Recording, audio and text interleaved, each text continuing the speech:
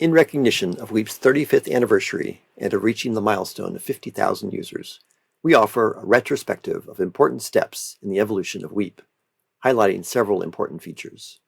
My name is Jack Sieber, and I have been managing the development of WEEP here at SEI for the past 31 years. Since 1989, we have been continually improving WEEP, adding capabilities and features, increasing speed and robustness, improving the website and training materials, and expanding connections with users worldwide. WEEP was initially developed in 1989 by the Stockholm Environment Institute for its internal use. SEI released the first public version in 1991. In the days before Microsoft Windows or the Internet, these early versions were DOS-based with barely any graphical user interface and only rudimentary data controls, tables, and charts. Nonetheless, WEEP provided a structured approach to integrated demand-supply analysis. The first application modeled the rapidly diminishing Aral Sea along with policy scenarios for potential remediation. The following screens show the look and feel of these early versions, including drop-down menus, data screens, tables, and charts. The schematic was built as a list, not spatially explicit. There was only one main river, and only it could have tributaries. Result visualizations were fairly limited. By the late 90s, WEEP had created a graphical drag-and-drop interface to build the schematic, although there were no background layers, shapefiles, or ability to zoom in and out. Result visualizations had improved, including an overview with multiple charts. In these screenshots, you can see how the interface has changed and improved.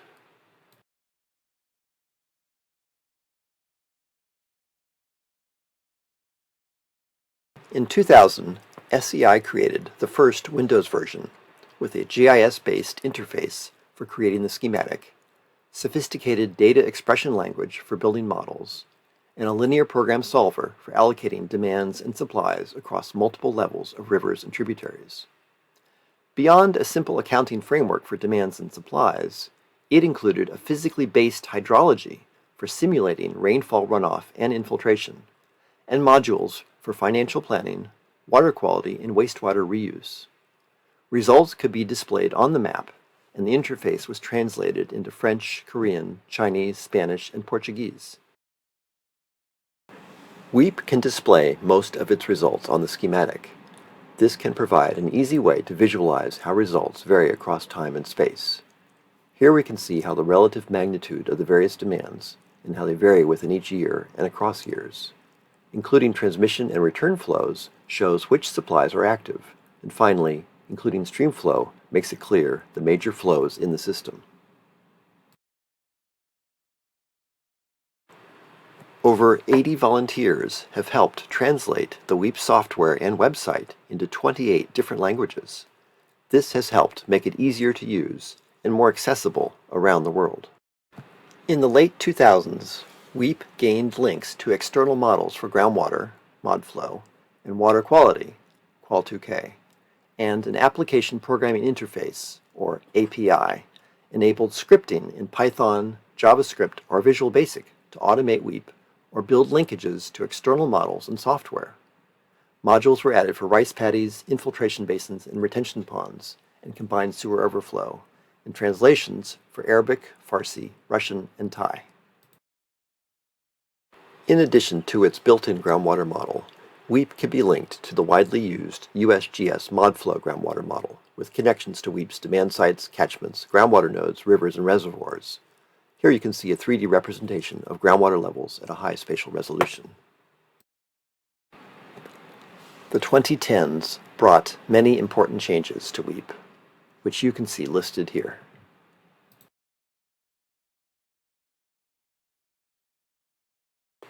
WEEP's Scenario Explorer presents a high-level overview of your model. Think of it as a dashboard with controls and gauges where you can control key model inputs and instantly see how those changes affect results. The user creates the dashboard by adding the most important inputs and outputs. Here we are looking at the sensitivity of the results to reservoir size in the Weeping River Basin. We can easily create new scenarios for smaller and larger reservoirs and compare them to the original scenario.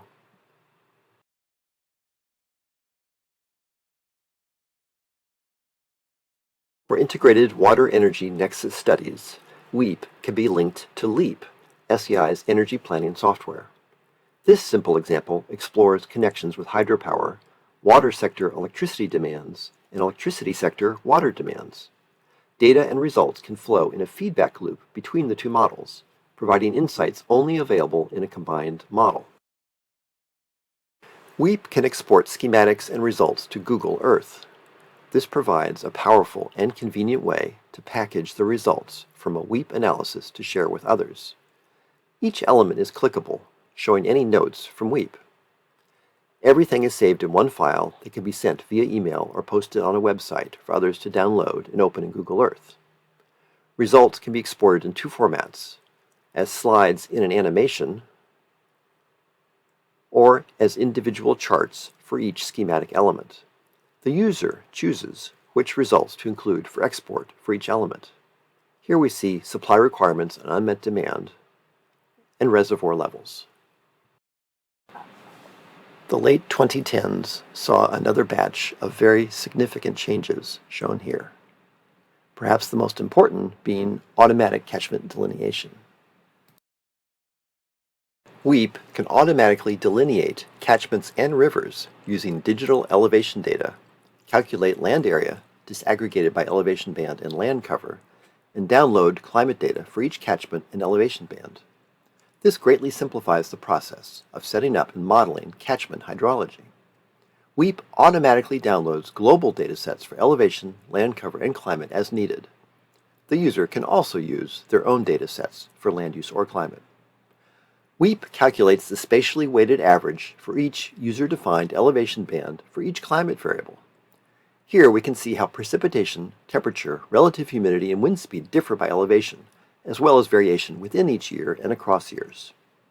It is easy to later modify your choices, such as subdividing the basin into different catchments, changing pour points or river head flow locations, or changing which climate or land use dataset to use. WEEP will recalculate area and climate based on the new boundaries. In this case, we subdivided the Sacramento Basin into two catchments, representing the two major subwatersheds in the basin. Here are the major changes so far in the current decade. WEEP now includes access to the latest CMIP-6 global gridded climate scenarios, representing daily climate projections out to 2100 for 27 global climate models and 4 shared socioeconomic pathways. The automatic catchment delineation can automatically download and apply any of these 108 datasets, spatially averaging them for each catchment and elevation band. This makes it very easy to build scenarios comparing multiple possible future climates. WEEP can automatically create a new shapefile that summarizes the climate for each climate grid square in your basin. The summary includes monthly and annual averages for each climate variable. The layer is added as a background layer on the schematic. By displaying a summary attribute as a thematic map, for example, average temperature or precipitation, you can quickly see how the climate varies across the basin. Show info charts to see all months for the location under the mouse. WEEP can calculate scenarios in parallel to greatly speed up calculations. In this demo, we are calculating 16 scenarios, 4 in each of the 4 separate copies of WEEP. Once each copy is finished calculating, it sends the results back to the main instance of WEEP for display. WEEP can automatically download and display background maps from several internet sources, such as USGS, OpenStreetMap, Google, National Geographic, and Esri. These include satellite images, street maps, and topographic maps, and can be very helpful when building your WEEP model. Once you have chosen a layer, you can pan and zoom on the schematic, and WEEP will download and display the background tiles. While we have always been driven in our WEEP development by user needs, we do also have our own ideas for future improvements. While my to-do list is nearly endless, major tasks include the ability to publish the Scenario Explorer view to web-based dashboards for online exploration, collaborative model building for teams like Google Docs, help streamline and automate our robust decision support stakeholder process, increased access to public databases such as soil, climate, water demands, and reservoirs, and building serious games for interactive, WEAP-based simulations with stakeholders. We are currently working to move WEAP's Scenario Explorer to the web, where online visitors could see how changing data assumptions might impact results, without the need to install WEAP on their computer. Over the past 35 years, more than 1,000 papers using WEAP have been published by SEI and other researchers. Here is a simple spatial analysis of many of those publications. And finally, I want to thank all the people and institutions that have supported and used WEAP over the past 35 years, including developers, collaborators, funders, trainers, translation volunteers, and everyday users. WEAP would not be as powerful or as easy to use as it is today without your help and feedback.